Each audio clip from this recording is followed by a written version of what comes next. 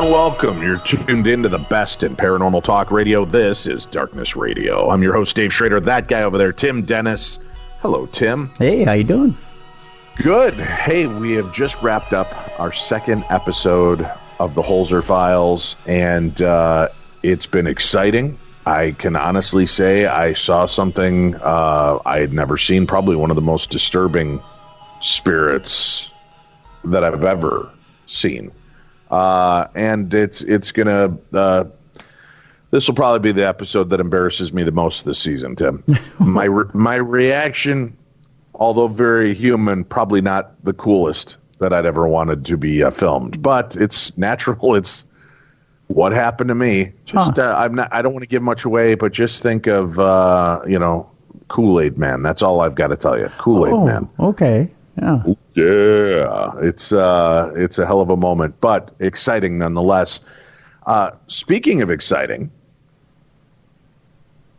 I want to remind everybody that you're listening to this program on YouTube today as well, and we want you to go ahead and like and subscribe so that you can keep up with all the new content that we're putting up here as we wait for our launch at our new home on Midroll, which will begin in the beginning part of March. So remember, keep checking here. You'll find the episodes and continue to listen.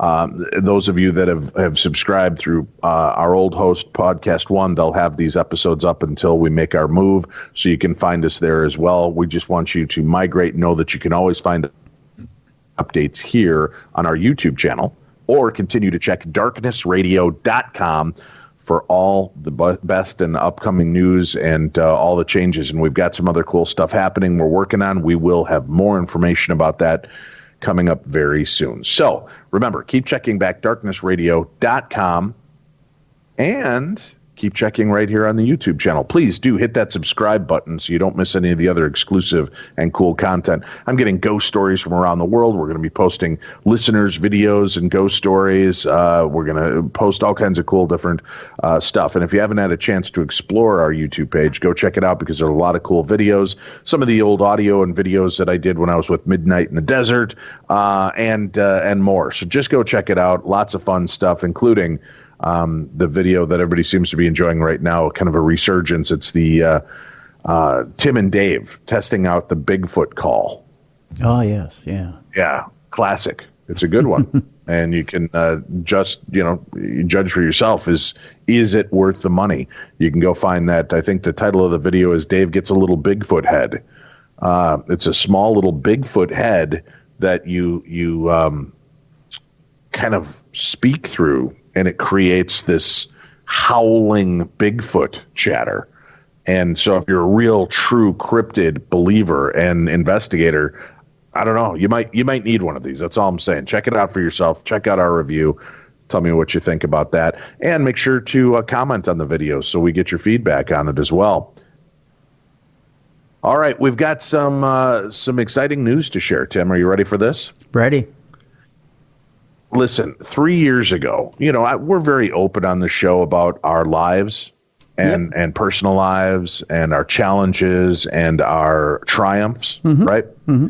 Well, 3 years ago, Tim, shortly after my mom had passed away, my cousin had reached out and said, hey, your mom was going to do this DNA test for me for ancestry so we could continue to explore our family roots and get more history.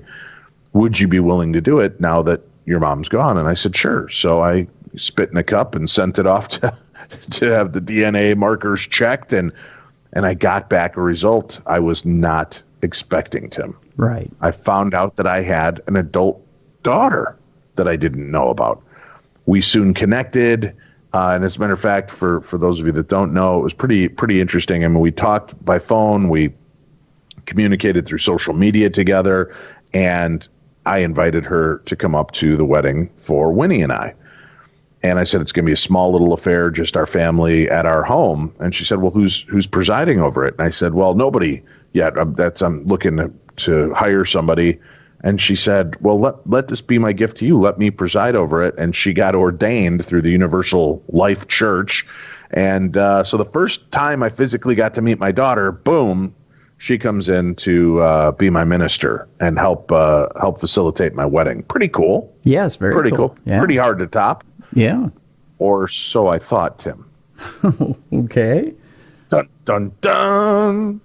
So, lo and behold, here we are 3 years later. I'm filming the Holzer Files in New York, and there's a lull in shooting as we're moving from one location to another, and I open up my email, and there's an email there from a company called Snarky Tea. But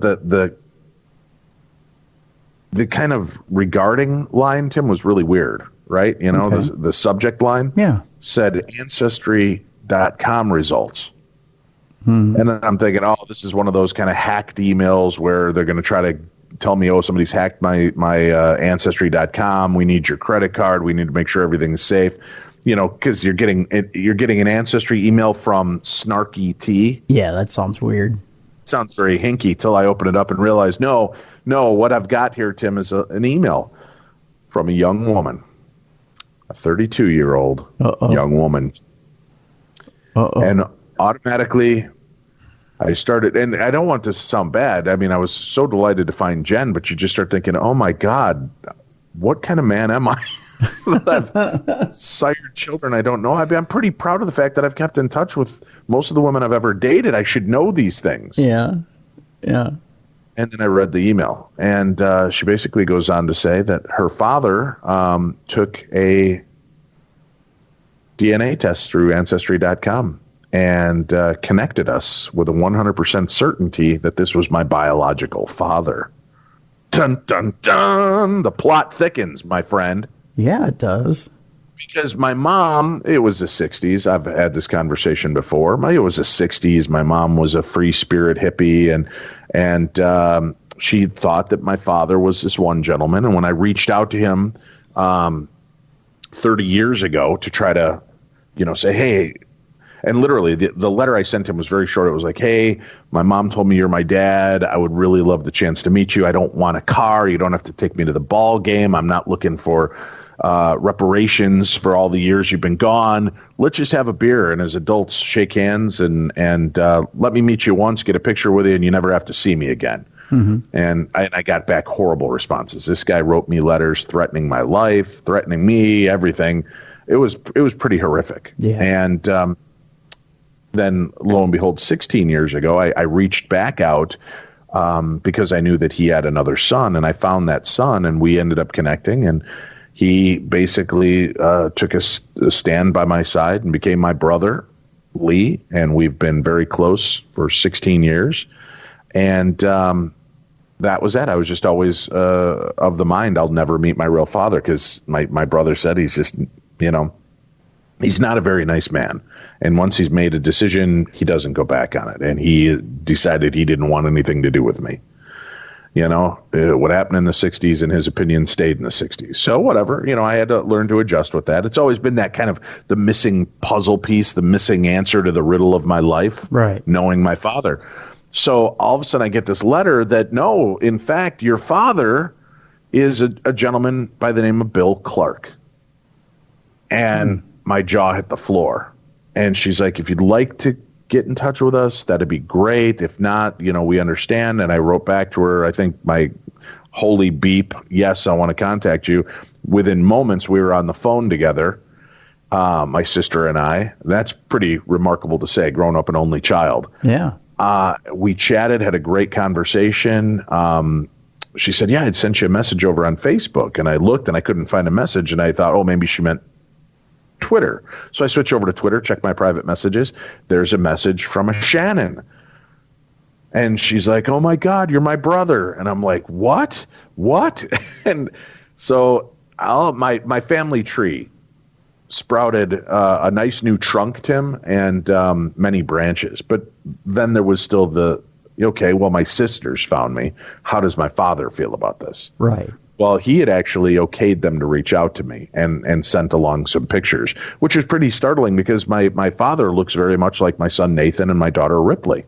Not spot on, but they definitely have a family resemblance, which is also weird. He has a very big family resemblance to who I believed was my half-brother Lee. Really? right? Who's not my half brother anymore, as it turns out to be, blood wise. But after I broke it to Lee, he said, "Dude, you're my brother. It doesn't matter," which warmed my heart as well. So I got to keep my brother in this mix. But the first time around, trying to get in touch with my biological father, who I thought was a totally different man, was horrible. This man reached out to me. We ended up spending time chatting together on Facebook, and I ended up getting a chance to talk to him, and my world was blown, Tim. All this fascination in the supernatural and the paranormal, he goes on to tell me, is totally natural. He, in fact, reads tarot and tea leaves. His grandmother, which would be my great-grandmother, was a Scottish gypsy queen, and her name was Jenny, and she was very strong in the force, if you will, and very tapped into the paranormal. My sisters have had experiences. My father's had experiences. And what was funny is here we have this first conversation, and it turns all into the paranormal and spirituality. And my father knows more than I do about all of this stuff, and was walking me through things. And it was really remarkable. So that kind of cryptic message I put up on Facebook the other day talking about my family tree growing, this is the story behind that. So Ancestry.com, it gets a double thumbs up for me. Turns out I've got multiple brothers and sisters. The nut does not far fall from the tree, Tim. My father with stepchildren and everything has 8 children like I do. I have 11 with my wife and her 3 children, of course, that I love dearly. But it was just, holy cow. And we have a lot of similarities. My sisters are remarkable. I've had a chance to talk to 3 of them so far. My stepbrother, and it's been just great. I mean, it's such a warm and welcoming experience. But to know that the supernatural and the interest in the paranormal is just part of my heritage and bloodline. I thought it was just because my mom and aunt read scary books and they were cool with me reading them and always supported my questions. But little did I know it's truly a part of my bloodline. That's completely awesome. Isn't it? It's fantastic. And my sisters have powered through episodes of the Holzer Files and listened to episodes of the show now. And I'm very proud of my little sister, Jenny Lynn. She 32-year-old Spitfire. She owns the company Snarky Teas, or Snarky Tea, rather. And folks, go support her, get her tea. It is phenomenal. She sent me some of the different teas because, getting up early, filming, doing everything I'm doing here, she sent me tea that would help with my stomach issues. She sent me tea to help me sleep. She sent me tea to help me wake up. And the names of her teas are great. You guys are going to love them. They're like Wake the F Up tea and so on. So she's got my personality and grasp of all of that. It's very exciting, but she is just a little Spitfire entrepreneur and actually appeared on Shark Tank. So 2 of our family members are TV people, Tim. There you go. She scored a deal with Mr. Wonderful himself and Bethany Frankel, I think she said. And they partnered up. Her company is doing great. But so you're automatically now, folks, have to support my sister, Snarky Tea. Go order Snarky Tea. Go check out the website. You'll love it. And see the videos. She's great. Absolutely wonderful. And my amazing and sweet wonderful sister Shannon and I have bonded so well. My sister Kim, I've just started communicating with her. She's very fascinated by the supernatural and paranormal as well. So I'm just, it's overwhelming. It's exciting. And I wanted to just share that with our audience, that there's a whole new level of excitement in my life. And I'm pretty thrilled with it. And I just thought I'd share that with you guys. So there you have it. And as my paranormal experiences grow, I will let you know with my family. I'm flying down to. Here's the kicker, Tim. Are you ready for this? I'm ready. It's only fair. Karma exists, and here's my karma, Tim. After 8-9 years of dumb crime, stupid criminals. Yep. My father's a Florida man, Tim. Oh, that figures, doesn't it? He's not a criminal. No. As a matter of fact, he's ex-law enforcement. Again, that makes complete sense with my fascination with true crime. and my relatives that are all part of it. So it's been a part of it. His birthday, November 11th, mine, November 22nd. Very cool stuff. Just these weird little synchronicities. Oh, how about this? His daughter, Jenny Lynn, has a daughter named Charlotte, who they call Charlie. I have a daughter named Jenny. Jen, she has a daughter just born 3-4 months ago named Charlotte. They call her Charlie. That's a weird little coincidence. Yeah. Right? Yeah. So there's just all these great little synchronicities, but I'm going there on February 29th. I'm going to be there for a few days so I get to meet my dad, meet my sisters, and he has been a delight and wonderful. My sisters have been great. My stepbrother, who I've had a chance to talk to. I can't wait to talk to everybody in my family. That sounds awesome. Yeah. So we might have to have a Schrader edition of Darkness Radio, where I just have my family on to talk about all the weird stuff that's happened in their lives. What do you think? Is that too much? No, I don't think that'd be too much at all. There is one other weird deal here with you that you're going to have to switch over. What? You no longer can be a Beatles guy. You got to be a Dave Clark guy. Why do I have to be a Dave Clark guy? Well, think about it. Because of the last name Clark? Yeah. And first name Dave, last name Clark. You got to be a Dave Clark guy instead of a Beatles guy. I'm sticking to the Beatles. I'm sticking with the Beatles. I'll let my dad be the Bill Clark. But what's really great to me is, I've been lucky in my life. I have a wonderful dad that I love very much, who raised me. You know my dad, Jim. Oh yeah. He's raised me. He's been an integral part of my life. We love each other very much. He has been very supportive of this. When I contacted him and I said, hey, a guy that mom dated before she dated the guy she thought was my dad, turned out to be my dad and my bio dad. And he laughed and he said, great, when are you going to meet him? And has been so supportive and loving. I'm truly blessed to have two great dads in my life now. And when I told my bio dad, he's like, hey, I don't want to cause waves. This man raised you. He's your father. If this is going to cause any problems, I'm like, no, he's supportive and loving towards all of this and understands that this is a part of my journey and part of my story.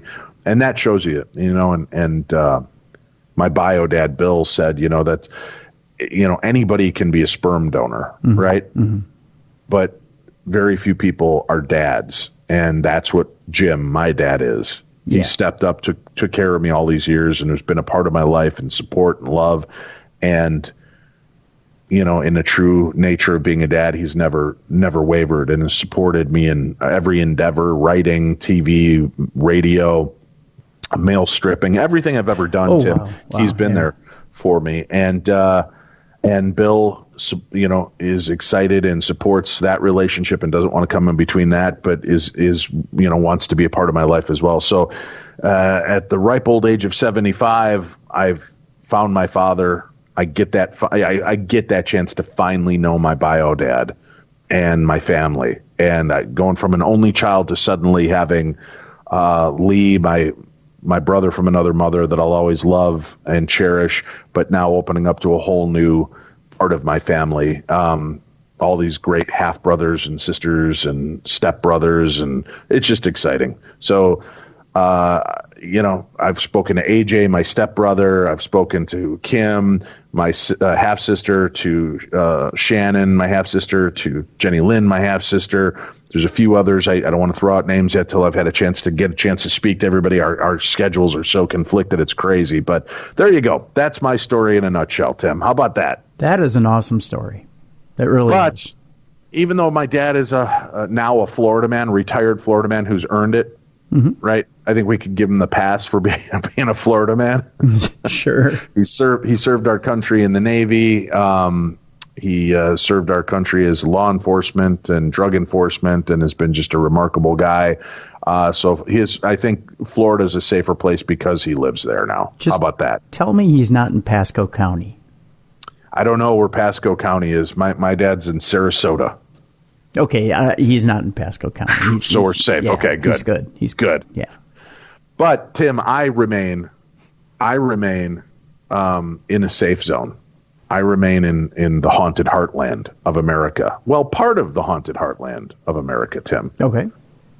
And that brings us to our next guest, the real guest for today, Tim. Now that I'm past my story, okay, we've got to talk about a brand new TV series called Haunting in the Heartland, which premieres on Friday, February 21st at 10 p.m. Eastern and Pacific time on the Travel Channel.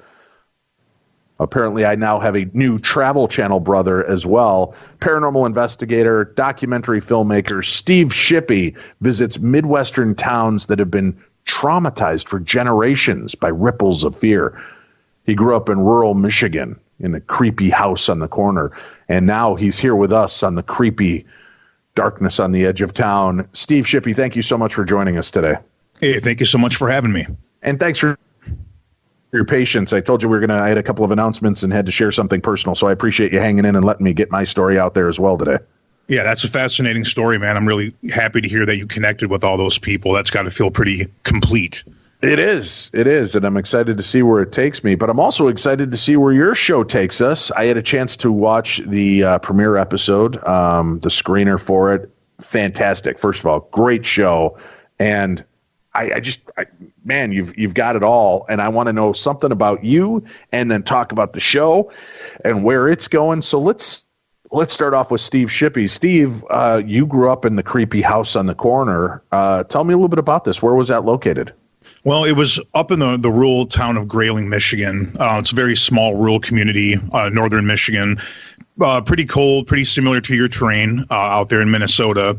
And we had a lot of weird things happen in the house. I grew up in that house for basically the first 9 years of my life.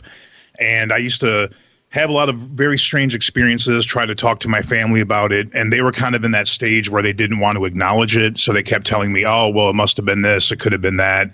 Just your imagination, that type of thing. But as things progressed, naturally, it all kind of started to leak out. Everybody started to communicate with each other about what we were experiencing. And as a result, we finally left that house. Really? It got that intense? Yeah, it did. I mean, it got, the intensity was really more so the fact that there was no peace in the house. Everybody was on edge, afraid. You didn't know when it was going to happen again. And I had two other siblings, so I think they were pretty concerned about us at that point, because we were kind of making a pretty big deal about it, talking to people in the school, talking to the counselors, talking to everybody we could. And I think they kind of realized it was starting to have a pretty bad effect on us, and it was time to finally move. Well, Steve, this house, at what point did you guys move into that? Well, I was basically born into the home. So that was my first residence where I lived. And your parents, of course, owned it then for a while. How long had they owned it before you came along? Roughly a couple of years. And were you the firstborn, or were you the youngest? Okay, you're the youngest. So yeah. Did they have quite a bit of experience before you even came along? Well, that's the thing. They didn't have a whole lot of experiences. I mean, from what I gathered years later, when they were a lot more open to talk about it, it was smaller things. Objects coming up missing, car keys missing, and then finding them in a random drawer, and one time even in the backyard, just out in the grass, just kind of strange things like that. But nothing along the lines of the doors slamming, scratches. All that stuff really started to progress over the years. Did it seem to surround any time of year or any type of particular activity that would be taking place in the house when it would amp up more or less? Yeah, looking back at it, I mean, I was definitely pretty young when all this happened, but it definitely seemed to me to be around 9 p.m. till around 4 a.m. is when it seemed to be the most active. And for some reason, I want to say it seemed worse in the fall and winter than it did in the summer, but perhaps that could be because we were home a lot more during those times, living in that type of area. In the winter, you don't really get out much. So maybe just being in the house more led to more experiences. The type of experiences, I mean, were they always just kind of these weird little blips? These, your keys are here one minute, they're gone the next. I mean, were things amping up and getting more traumatic? Definitely it did. The experiences that I recall that affected me the most was when you'd go to sleep at night, for some reason, this thing would shake the bed a lot. This happened quite a bit. And then you'd kind of wake up and try to determine, could it have been a dream or not? The light would turn on and off by itself. The closet door would open, slam shut, and a lot of knocking. So it just seemed to kind of pester you. It didn't want there to be any kind of rest in the house is one thing that I noticed. Now, the shaking of your bed, I mean, how violent was it, or was it just enough to stir you and then it would stop? You know, it's kind of a weird way to describe it, but it was almost like the bed would kind of vibrate, if you will. It didn't necessarily violently shake, but it would be enough to obviously wake you up. And then you're kind of, caught in between that half awake, half asleep type of moment where you're trying to determine, okay, did I just feel that? But then, of course, it would let you know very soon after whether it was some kind of slamming sound or a door opening or even the bedroom light turning on. So it definitely wanted to it was trying to let you know, hey, I am doing this. I am here. And what was like the kind of the final? Suddenly I've got a ghost train rushing past my hotel while I'm on the road here. But what was kind of the final straw that got to the point you guys were just like, we need out? Scratches. That's, that was the big thing. Me and another sibling started to experience scratches, strange marks on our neck, on our arms, things like that. A lot of the times it would be waking up to it. So of course, they were trying to determine, could you have accidentally done this in your sleep? But then it started to happen while we were awake. And I think at that point, that's when my father finally said, okay, well, I don't believe in things like this, but I have no way to explain it. And I think he kind of, became a believer at the end there. When you move out of the house, did your family tell anybody what was going on to the new buyers, or was your story already so well out there you didn't need to? It wasn't out there at all, actually. It was a very taboo subject for them. They didn't like talking about it. It took a few years for them to even finally acknowledge that it was happening. So they kind of came from that old school mentality. My father worked in corrections, and he was just that kind of guy where I don't think he wanted to admit that there was something that he couldn't handle or fight or protect us from. And I think it was also the fear. That he had, that acknowledging it, I think, made it real to him. So they really tried to keep it quiet, was pretty much the mantra. How much of this, and how old were you when you moved out, first of all? I was about 9 years old when I finally moved out of there. Okay. How much of it do you remember, and how much of it is just legend and lore that the family passed down to you? Honestly, there was really pretty much no legend and lore from them. They just really did not want to talk about it. So a lot of stuff I had to pull out of them later, or talking to my brother and sister who were older, and they would tell me some things. But really what sticks in my mind is just my experiences, my personal experiences.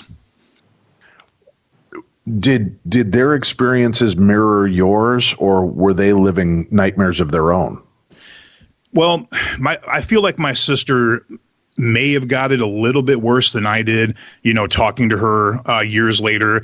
It really did affect her for quite a long time. She would have chronic nightmares about the house, as did I. In fact, it's not so bad anymore, but once in a while I'll still have dreams, or I guess you could call it nightmares, about that house. But she would say that it used to pull her hair, wake her up by pulling her hair, things like that. She would hear whispering in her ear.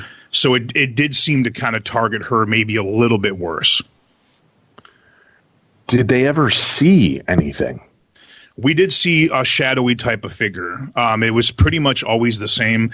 Best way to describe it is it looked like an actual shadow of a person, but a little bit darker. And it was always on the wall, which to me was pretty interesting. You would never see it walking through a room, if you will. It was always casted onto a wall as if it were an actual shadow. But yet, the density wasn't the same as a shadow. And of course, there was no explanation for that shadow to be accounted for.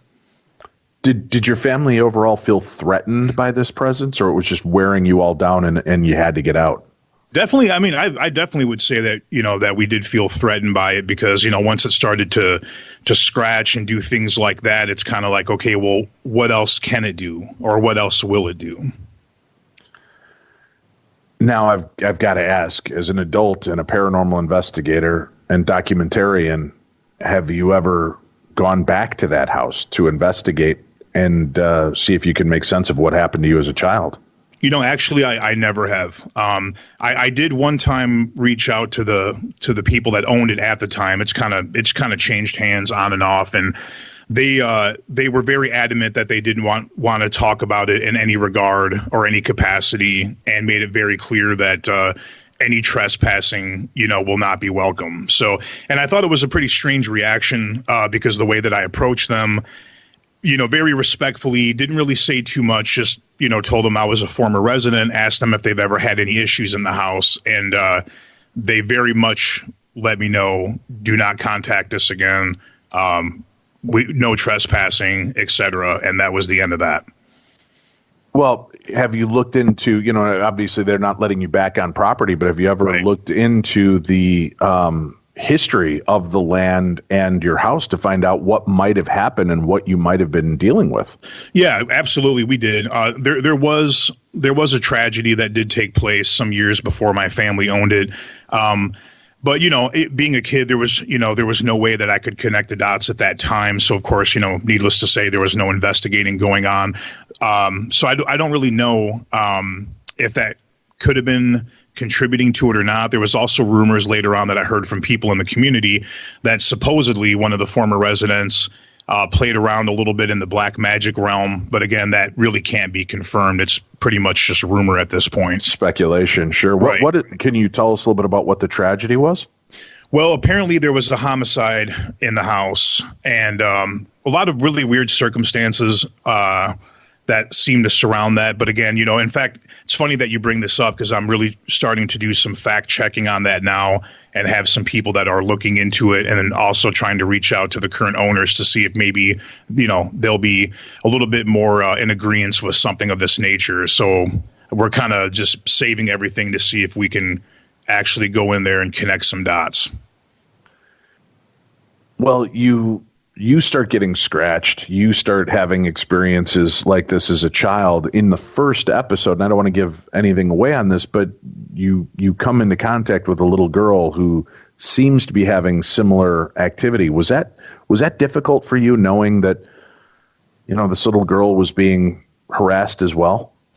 Actually, it really was. And not even just the fact that she was going through the same things that, me and my brother and sister did, but it's also kind of eerie, the similar hallmarks there with the family, talking to the entire family that lived in that home. And they would explain to me that this thing started to happen right when they moved in, and they all were having these isolated experiences, and they weren't talking about it.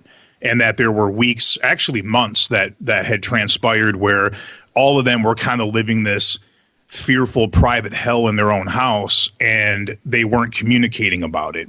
And it took some time before finally somebody came forward and said, look, I think this house is haunted. This is what's happening. And that kind of reminded, that took me back to my childhood, where it's strange how all these people can live under the same roof and be experiencing the same thing, but yet you all feel isolated and afraid to talk about it. Because it's almost like before, having the understanding about the paranormal that I do today, you feel that talking about it is going to make it worse or make it even more real. Does that make sense?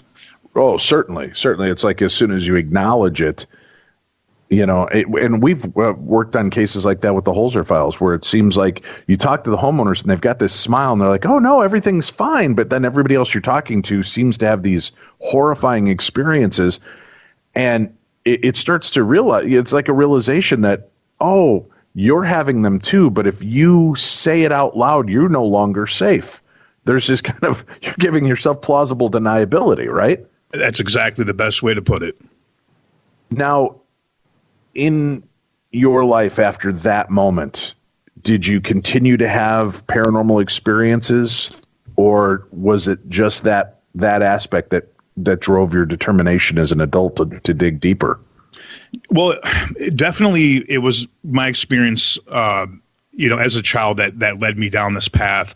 I did live in another residence along the way at one point that did have some activity, but without a doubt, growing up in that home is what set me off on this journey. There's no question about that, because, it just stuck with me. I mean, it's like when you're a child and you realize that there's this unexplainable realm that you were told isn't real. It's just folklore. It's all Halloween.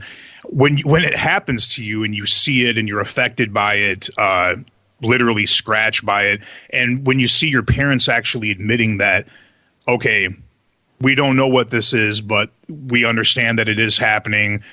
Things like this do happen. It changes your whole perspective of life, you know, because at that point you realize, again, you know, there's this entire realm around you.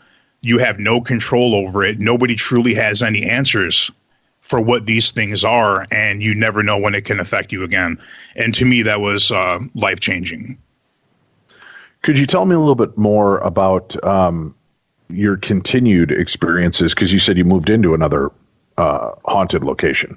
Yeah, absolutely. I moved into a house in Saginaw, Michigan, and, you know, it didn't take long before we started having a lot of pretty strange activity in the house. Seemed like something pretty angry was in the home. At this point, you know, I had already started to do some amateur investigating, you know, the best I could at the time within my means. And we would set up a lot of cassette recorders. Yeah, you like that? Cassette recorders? I love them. I try to use them when I can, yeah. Absolutely. And, you know, and we would catch some pretty interesting disembodied voices.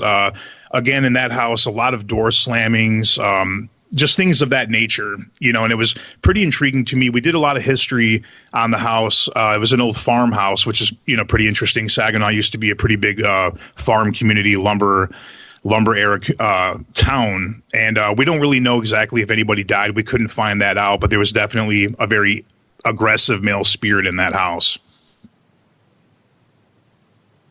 The nature of that haunting, was it another murder? Was it a mystery as to who or what is there and why? Yeah, absolutely. We never could figure out any history on the house that would, you know, specifically connect those dots, just other than the fact that the house was I think about 143 years old at that time. And that was about maybe about 18 years ago. So never could actually get a name. We tried several times to get a name for this entity. We couldn't get it, but we would get a lot of expletives coming from it. So it definitely was not a fan of us trying to communicate with it. Steve Shippy, our guest today, host of A Haunting in the Heartland. He's a filmmaker, a paranormal expert. He's produced and directed 10 feature-length documentaries, including A Haunting on Hamilton Street and A Haunting on Dice Road. He's also an independent rapper, better known by his stage name Prozac. The new show starts up on February 21st on the Travel Channel, 10 p.m. Eastern, 9 p.m. Central. Check your local listings and times for your area. Set your DVRs and make sure that you check out the brand new program. And remember, folks, when you like shows like this and you DVR them, Haunting in the Heartland, watch them within the first 3 days so that it counts towards the ratings, because it's the ratings that'll keep shows like this continuing. And, you know, if you're like me, you like to binge watch all the shows after they air, that does your favorite shows no good. So if you can't watch it live, which is always better for TV shows, watch it within the first 2 to 3 days of airing on your DVR so that it counts towards the ratings. Stay tuned. We've got more coming your way right here on Darkness Radio. We all want our kids to grow up safe and healthy, so we show them how, and we tell them with honest conversations that let them know what we expect. That's especially important when it comes to alcohol and other drugs. Kids need to know the dangers and how to avoid them. And when it comes to pain medications, opioids, they need to know that they should never be taken without a prescription and never shared with friends or family. It's dangerous and illegal. So talk with your kids, because when you talk, they hear you. As an organ donor, your story doesn't have to end. The good in you can live on. In fact, you could save up to 8 lives and restore sight and health for many more.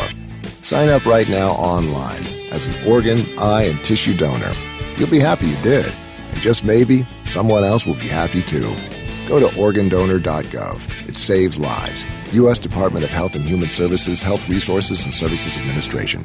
We've got an actual link to the Travel Channel Haunting in the Heartland page right on today's program. So you can click on that link. It'll take you in. You can learn more about our guest, more about his investigations, and more about the shows. How many episodes can we look forward to in the first season here, Steve? There'll be 6. 6 episodes straight out of the gate. First episode will, again, air on February 21st. They'll rerun the show as well. Episode 2, February 28th. Every Friday it'll be running in. Get some great titles, I got to tell you that. The Watchmen, I Am Red Death, Descent into Madness, Face of Evil.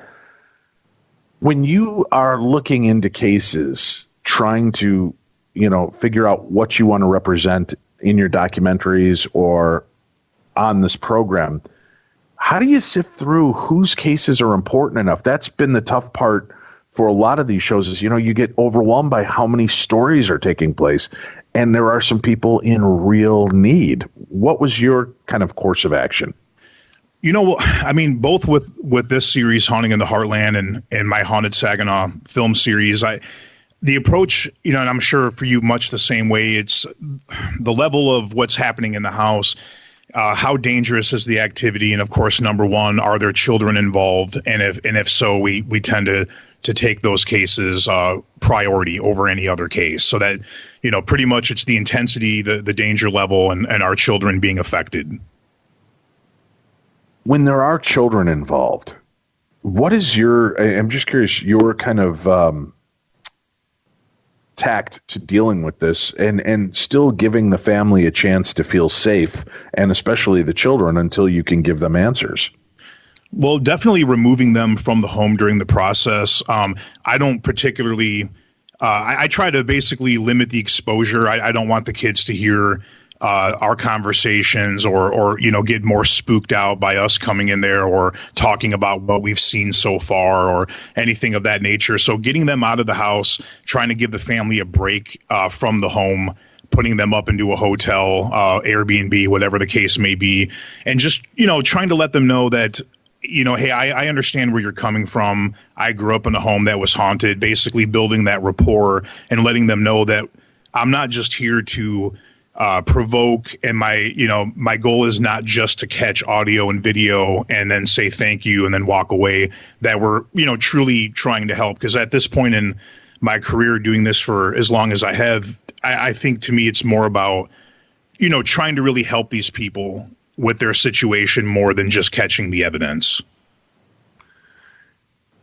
When the kids are obviously afraid of the activity that's taking place in their house, as you deal with in the first episode, is it a hard line for you to walk on what you want to reveal to them and what we should hold back?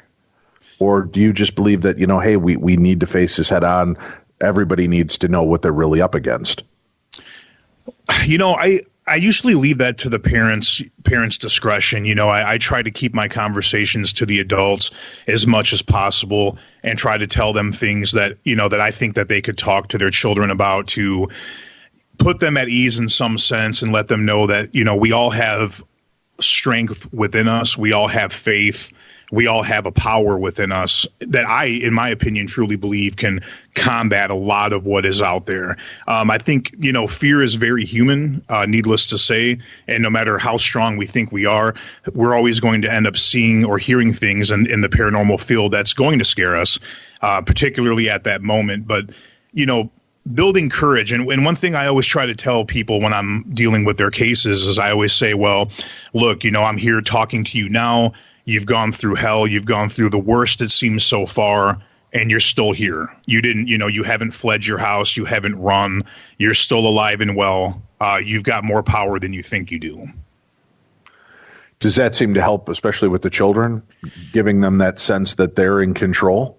Yeah, I really think that it does. And honestly, I really do believe that. It's not just placebo that I'm giving them at the time, because, I do feel that, kind of like anything in life, if we really stand up to it and we face it and we take it head on and we don't procrastinate and we don't, dive our head into the sand ostrich style, no matter what, we're gonna come out better. We're gonna deal with it in a more aggressive nature and try to find a resolve.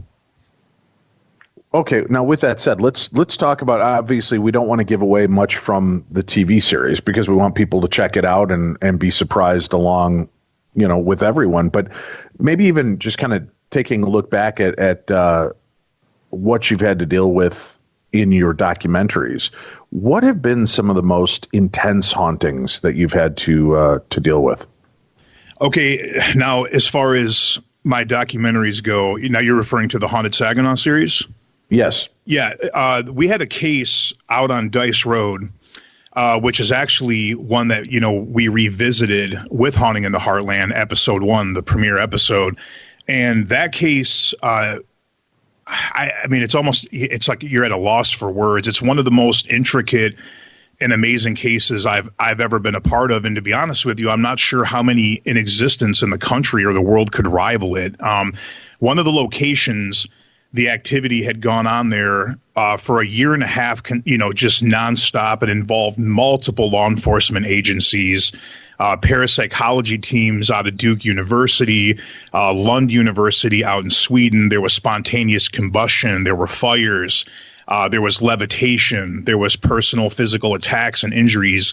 And I have all the police reports from these incidents, stakeouts. I mean, it's so much, honestly. I could go on for hours about this case. And I received this information. A woman had contacted me on social media, and for about a year, she was trying to arrange a meeting with me, but wouldn't tell me why and what it was regarding. So, naturally, I wasn't too keen on just meeting up with somebody I didn't know about something I don't even know what it's about. But finally, she piqued my interest enough to where I did go and meet with her, and she handed me a cardboard box full of police reports and simply said, I want you to take these. I want you to read them and get back to me if you feel like it. And then as I'm going through these reports, you would have thought it was the work of fiction. So I literally just did, some very simple investigation, just started looking at all these names on these reports and looking them up online and contacting these retired officers and asking them, hey, does this address out on Dice Road mean anything to you? And immediately I was getting tons of responses. I think we interviewed around 45 people in all, and everyone's story was absolutely consistent. Whether they believed it was the work of witchcraft, which was involved in this story, or whether they thought it was just poltergeist, anomalous activity, no matter what their belief was that it was causing it, they all definitely said these things happened, they were never explained, and they were investigated in every sense of the word, to where law enforcement just exhausted all possibilities. And we even have the reports that finalize it to say, after X amount of hours, X amount of reports, none of these events could be explained, and they couldn't spend any more time or resource on them. And we were able to get into the house, and the current owners still have activity there, because this case originally took place in 1974 and 1975, and they are still having activity today. So to me, that's the one case that will never leave me. In fact, I still get phone calls about that case constantly. It's one thing when you've got a nervous family or a nervous individual who thinks they're haunted. But when you start looking into the case and there's police reports regarding the strange and anomalous, and they don't have any answers, does that kind of affect you a little bit differently than any other case would? Yeah, absolutely. And the thing is, you got to look at the credibility and the type of people that are making these claims. It's, even looking past the family, looking past the neighbors, looking past the people in the neighborhood, all of these people that we interviewed were all law enforcement, fire department, first responders. They typically don't believe in things like this. In fact, I'd say at least about 70% of them told us in the interviews, I never believed in this type of thing. I didn't believe in this type of thing throughout the entire investigation until the point where I saw, and then they would share the story. They did everything that could be done in this house. I mean, in fact, it hit the front page of the Saginaw paper, and the article said "haunted by electronics?" ? Because they actually believed at one point somebody had broken into the house and rigged the home with electronics to try to account for this. So they ripped up the plaster, nothing. The house would start to shake, the foundation cracked. They even brought seismograph material out there. And then we're talking about the police did these things. Thought maybe there was an old salt mine, something to explain it. Of course, no explanation. And then finally, the officer started to see things levitate right in front of them. In fact, there's one report where 2 officers had stated that they were sitting on the couch talking to the family, and the couch actually lifted up about a foot and then just dropped. Yes.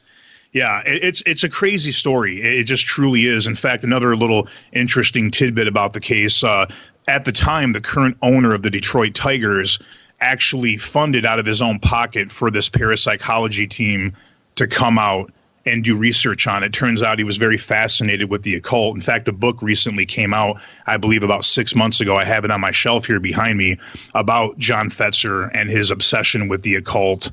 And yeah, it's a very little known fact. In fact, I don't even know that anybody knows that he actually was involved in that. And we have all the police reports here that, that state that. And of course, the family, the kids that were living in the home at the time were very excited when John Fetzer would call because, they were huge Tiger fans. And they said that was one of the only cool things that ever came out of this nightmare for them.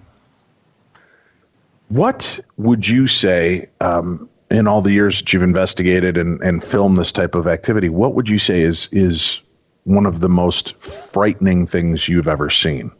And I mean, if we put away the false bravado of us being men and oh, I'm never afraid, there's always moments that we feel like, holy shoot, what am I into here? So, as interesting as this is, I've definitely seen, tangible things. I've seen apparitions that were very frightening. But, from my perspective, I think the scariest thing that I've ever dealt with is when you work on an inhuman or a demonic case. It's not even what you see or what you hear, but it's when you're in those type of those cases, the way that it makes you feel, the effect that it has on you when you watch it turn people against each other around you, when you start to have some very bizarre coincidences that to me are not coincidences. I think that if you ever really encounter evil, we know that demonic cases are few and far between, but if you ever actually encounter one, I think that's by far the scariest thing that you can be involved with, because you realize that there truly is a hierarchy out there, and there's beings out there that actually far exceed anything that a human spirit can do. And I guess when you get really close to true evil, I think that's by far the scariest thing that you can get involved with. You and I, I'm of the same mind. I don't believe there's a demon in every cabinet, right? I think they're very few and far between. Most of it's misunderstood activity. But when you get into something where you realize, oh boy, this is just a level above my pay grade, what do you do? Who do you reach out to for help?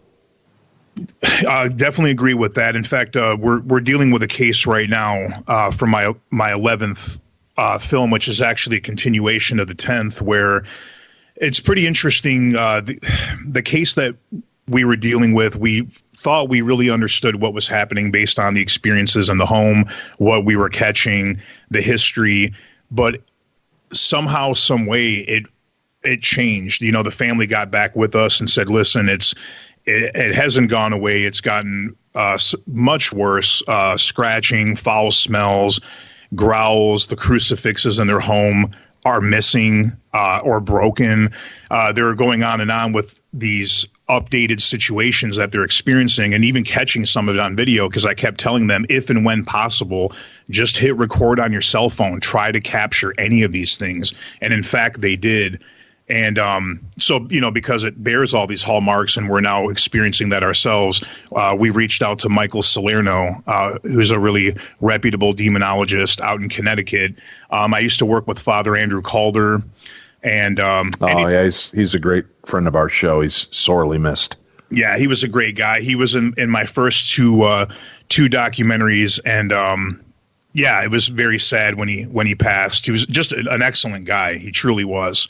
And anytime I feel that we are dealing with something like that, I definitely do not think that I can handle that on my own. And I reach out to, the appropriate people.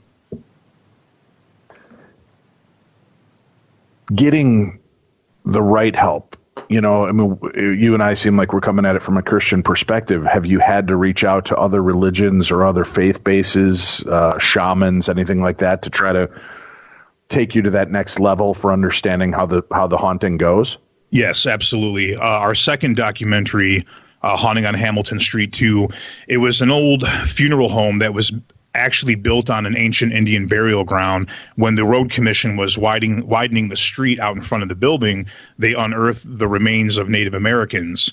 And we really believe that a lot of the activity that was happening in this old building was a result of that disturbance and the way that it was handled. And we actually brought in a gentleman, Justin Levitt, who was part of that bloodline and tribe, to come in and do some healing and some work. And great guy, lifelong friend of mine ever since. And we always try to bring in, you know, the right person for the right situation. So I definitely don't think it has to always span one religion, so to speak. I think it has to come from the heart of the situation with love and passion. What do you find in that? I mean, is it pretty different and radically unique approaches, or do you find that really through it all, we're all kind of approaching it the same way? We're all dealing with the same type of coping mechanisms when it comes to, you know, whatever religion, whatever belief system you are in kind of helping these spirits or removing them? You know, I would have to say I feel that basically what you just said is kind of my theory. Despite the different religions and the different rules, so to speak, of the different religions, I think that it has to come from the heart. There has to be love and forgiveness and passion and faith in what we're doing. It has to be true in the sense of, if you're trying to help something cross over or get it to leave the house, I really believe that it's all about the love and the faith that's within you. I think everybody has to stand tough together and really want this change. As far as the inhuman stuff, though, I will say, you know, I have been present during exorcisms, minor rite and the real deal. And I think in those cases, you know, really and truly, it's not just about love and understanding. It's about going through the actual process and forcing something out. So I wish I had all the answers. I definitely don't. I don't think anybody ever will. But I do think that there is a hierarchy in the demon realm, the demonic realm, that has to be dealt with in the old script the way that it currently does today. Well, yeah, I understand that completely. You were there to witness this on many occasions. When a spirit was or a demon was ejected from these situations, would you ever physically witness some type of manifestation or something leave? You know, one time I did. One time I did see something that, to me, the best way to describe it is, it almost seemed, you know, it didn't look like what I thought it would. It was more of a kind of a silver metallic-y type of a wavy apparition. Not necessarily any form to it. Definitely did not look human, but it was almost more like kind of a shimmering blob, if you will, that just kind of moved away from the person backwards and kind of dissipated, which kind of surprised me, because I certainly did not think it would be of that color. I guess I just expected something more malevolent looking, darker, but that is what I did witness. I mean, that's got to change you too, and your perspective on what's going on when you can see that, wow, this isn't just somebody with a mental breakdown. There is truly an outside influence affecting them. Yeah, 100%. And you know, in the intelligence that these things have, to me, is so intriguing. Again, you know, the case I'm dealing with right now, what really blows my mind is the homeowner will contact me and tell me, okay, this just happened to me, or this happened to us last night. And then I'll go back and I'll relay this message to the demonologist that's working on the case. And it seems that any time that the demonologist and I speak, the activity in the house ends up getting worse. And it's consistent. You know, I'll hear from both of them almost exactly at the same time, or if I speak to one of them, the activity will get worse and then the other one will call me. And it's just very odd. Plus, a lot of strange coincidences will start to happen to you when you're working on cases like this. And after a while, you have to understand that they're not coincidences. And to me, I think kind of going back to the fact that I believe that's kind of the scariest part is, how much power do these things have? How much control do they have? And that's just truly frightening. Right. Well, that's what kind of unnerves me is the fact that, if they are that strong, they're that powerful out there, what can we really do to protect ourselves? I mean, how do we know we're not just puppets all the time? That's one of those thoughts that in this field keeps my mind going late into the night and keeps me from resting. Yeah, that's the infinite wormhole right there. I completely agree. I try not to go too far down that wormhole because I think that that's kind of the descent into madness, if you will. It's like trying to understand all there is to understand about space and gravity and time. It's natural for us to want to make sense of what we don't understand, and we can spin our wheels forever. But I just try to, I try to stay focused on what I feel like I can control and the ways that I can help, and I try not to dig too deep into that realm. As I'm sure you can think about that forever, but it always just takes you right back down the wormhole. You've got 6 episodes in your first season. Haunting in the Heartland on Travel Channel starts airing on February 21st, correct? Correct. Okay. You've got these 6. What can you tell us? I mean, are each one radically different in the type of activity that takes place? Actually, they are. They definitely are. One of the cases that we have in Iowa was an inhuman case where we did have to bring in a demonologist. A young couple with children were going through oppression stages, and unfortunately, I believe it was getting pretty close to the actual possession stage. And luckily, we were able to get in there and intervene in time. We have spoiler alert, Steve. Spoiler alert. That's right. Yeah, I better not go much further than that. But yeah, the cases really are drastically different. We have residual activity. We have poltergeist activity, inhuman.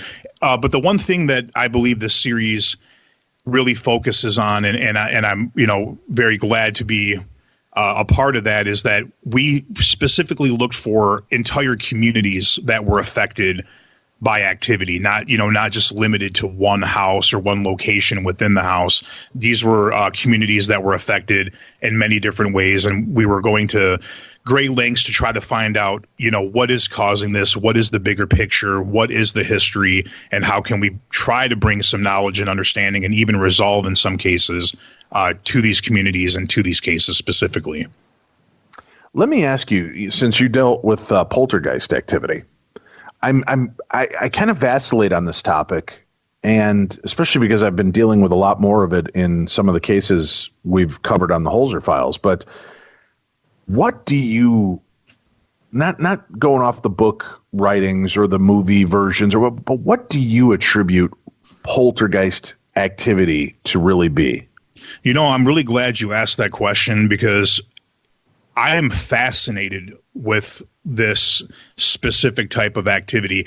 I've read pretty much everything there is to possibly read on what all the different variations or belief systems of what a poltergeist necessarily is. The one thing that really blows me away, I was able to speak with a gentleman that Jerry Sulfin, who very knowledgeable about poltergeist cases. In fact, his mentor, William Roll, literally wrote the book on poltergeist activity. And going back to the Dice Road case that I worked on, they attributed in their knowledge and their experience that this was a true poltergeist haunting that came from a poltergeist agent, which was the youngest son in the family. Now, what blows my mind is, these voices were very specific. They were coming out of walls. They were coming out of electronics, threatening to kill the family. And I kind of wonder if a poltergeist is supposed to be a manifestation that comes from a human through some type of traumatic stress or teenage adolescence, angst, all of these things. how can it actually have a mind of its own to be able to speak, to be able to have foresight on things? I can understand an anomalous force, a burst of energy, knocking stuff off the table, cracking sounds, those type of things. But how can it actually speak? And where do we have the limits on what a poltergeist is or isn't? So I think that term is thrown around. It seems like lately the term poltergeist is being used quite a bit, which is interesting because it seemed like that was something that more in the 60s and 70s was being thrown around quite a bit.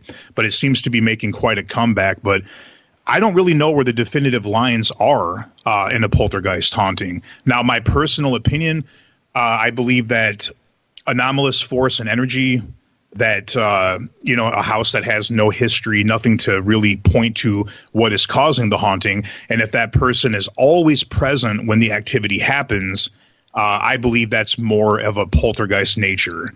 In my opinion, it's just a power that we possess that we don't understand when we're going through high stress periods, things of that nature. That's what I would consider a poltergeist haunting. That's where I'm really starting to settle on that. And I don't know that it's always a person, the person may be a catalyst or the spark that sets the fire. I don't know that it's necessarily paranormal in the aspect that we're thinking of ghosts or demonic presence, ethereals, eternals, any of that. The earth is constantly changing and shifting, and tectonic plates are moving, and you're creating geomagnetic principles. And I often wonder if some of these are just little, like when, you agitate a kernel of corn and it finally blows and it becomes popcorn. That doesn't make it evil. Right. It doesn't make it wicked. It just transforms the energy. So these emissions from either people and their stress levels or mental anxiety issues, or the stress and pressure of the planet is firing off these little synapses of energy that are creating activity that I don't necessarily believe has anything to do with ghosts.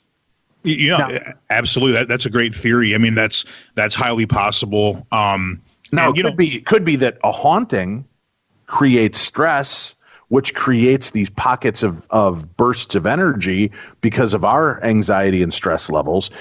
Henceforth, we are the creator of the poltergeist-like activity. But I think we're in the chicken or the egg first situation, right? Yeah, it's like a perfect storm, and that's the thing. That's why it's so difficult when you ask me to try to label what a poltergeist is. It's very fascinating, though. At the same time, I think it's one of the most one of the least known or explainable types of hauntings out there, because it's so hard to really classify what is a poltergeist haunting.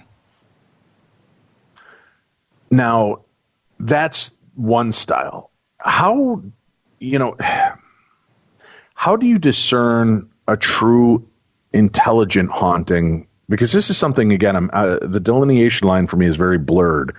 It's easy if you're asking a question, Steve, are you there? Yes. Okay. That's an obvious intelligent and interactive haunting. But when you start hearing footsteps, a lot of times we'll just describe that to be a residual haunting, that loop or play. But how do you start to discern, no, maybe that's not. Maybe that's not just a replay. Maybe that's legitimately something moving around, whether it's dead in its time era or, dead here and still moving around us. How do you treat those type of hauntings yourself?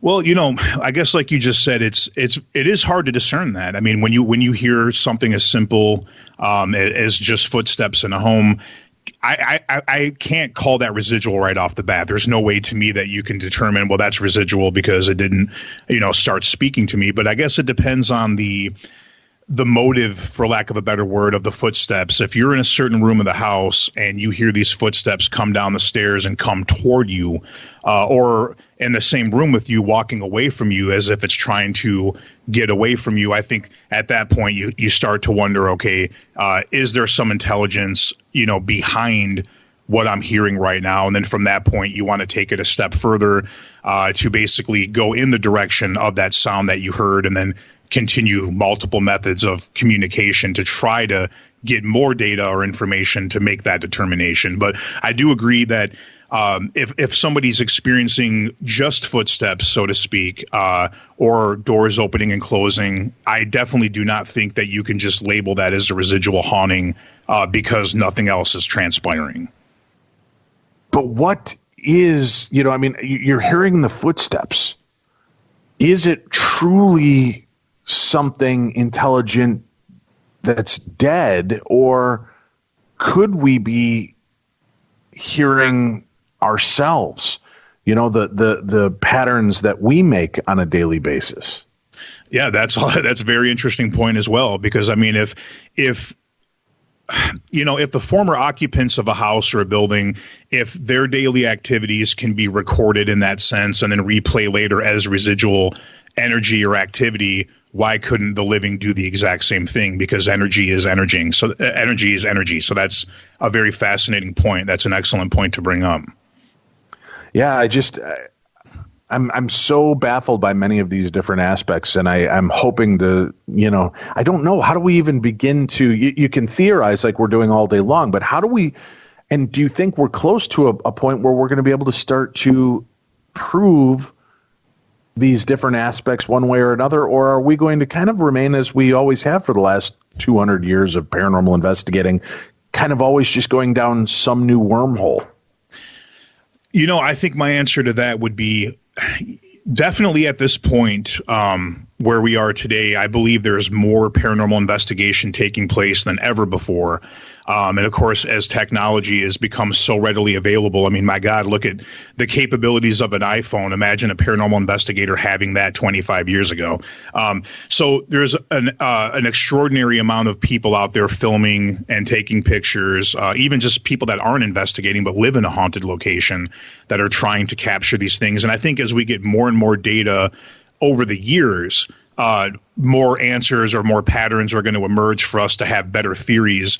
But definitely, I would say that no matter how far this advances, we're never going to have the answers. There's no way that we're going to have definitive answers to all these different classifications of hauntings and what is happening, unfortunately, until we're on the other side ourselves.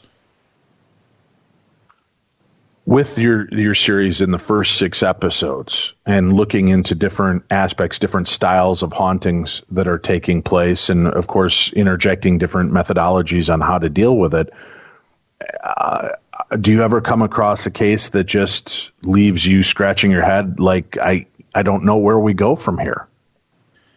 Yeah, I will definitely say that has happened. I mean, when you dig into a case with everything that you have, all of your resources, you do your diligence, research, history, interview, canvass the town, investigate with every piece of gear that you have, and then in some cases bringing in whether it be clergy or a psychic medium.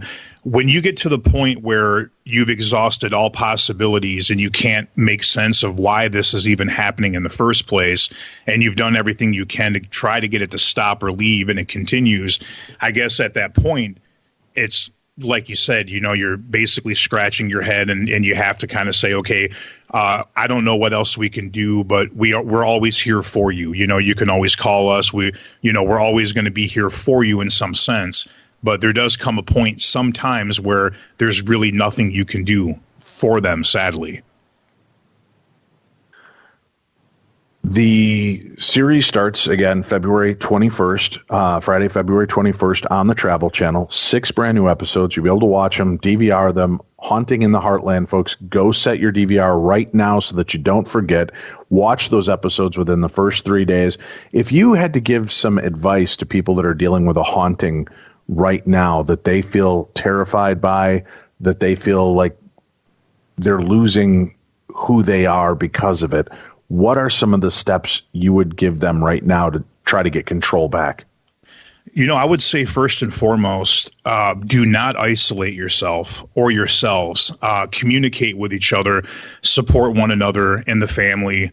Don't be afraid to hold back. Acknowledge that what's happening is what's happening.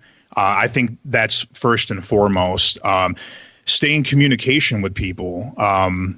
Seek the people around you that offer you love and support. Talk to your extended family. Stay in communication with people, and don't let it just continue without doing anything. Call upon reputable paranormal experts, investigators in your area. If you're a church-going person, speak to your pastor, your priest, whoever. The point is no isolation, and bring people into your home, and try to combat this thing with love and understanding, and whatever it takes to not just sit there and fester in that fear. Because I really believe in a lot of cases, whether it be inhuman or not, if something does have egregious motives, if it is mean, if it's nasty, that's just empowering it. It's giving that thing control. So I think that staying in communication with people is key to me. I love it. I wish you a lot of success with the show, Steve. And if you'd like to join us, maybe we can meet up in another month or two after your show has aired, and we can talk a little bit more in depth about the specific cases that you worked on. Would you be willing to do that for us? Absolutely. I would love to. Steve Shippy, he is the lead investigator, brand new show, Haunting in the Heartland. How can they find more information about you and your documentaries as well? Sure. For anybody out there that has Amazon Prime, you can stream all of our films for free. Just simply go on Prime Video and search Steve Shippy or Haunted Saginaw. All 10 films will come up there. And, of course, on Facebook, just search Haunted Saginaw. It's the best way to find us. All right, fantastic. That's it for this week, kids. We are done. Another edition of the Best in Paranormal Talk Radio is over. Remember, keep checking checking darknessradio.com for any updates, all the cool information that you need to know about the show. We'll be back again next weekend with brand new episodes of the Best in Paranormal Talk Radio. And don't forget our True Crime Tuesday show every Tuesday. What, you're not subscribing already? What the hell's wrong with you people? How do you do it? Okay, that's a better question. Just go to darknessradio.com, click on the True Crime Tuesday banner. It'll show you how you can subscribe. Better yet, why don't you just go to the Google Play Store or go directly to your iTunes store and get the free Darkness Radio app. That'll give you access to our shows, ways to listen, and keep up with what Tim and Dave are up to in the world of the supernatural. For Tim Dennis, I'm Dave Schrader. Watch A Haunting in the Heartland. That airs this Friday, the 21st of